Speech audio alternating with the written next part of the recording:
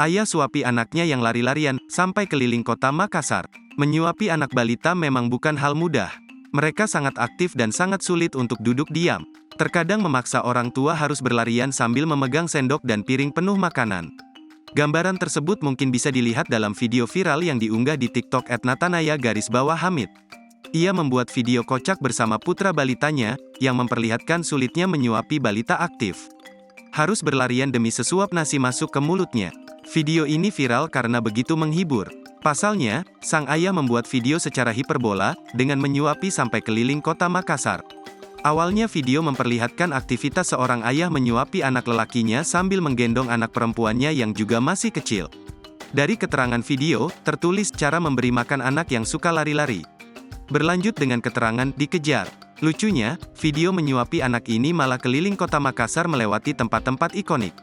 Mulai dari monumen, pantai, hingga masjid. Sambil menggendong anak perempuan dan memegang sendok penuh makanan,